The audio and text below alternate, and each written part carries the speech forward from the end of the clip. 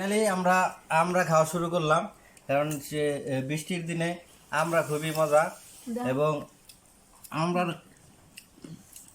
আমরাগুলো অনেক সুন্দর। 50 টাকা কেজি। আমরার দাম বেশি নিছে অবশ্য, 30 টাকা কেজি হিসাবে ঠিক আছে। বর্তমানে আমরা দাম বেশি, মরিচের ফাঁকি, লবণ, আমরা আমাকে আমলেট খাইতেছে। এইদিকে এইদিকে এইদিকে খাইতেছে আমি আমি খাইতেছি।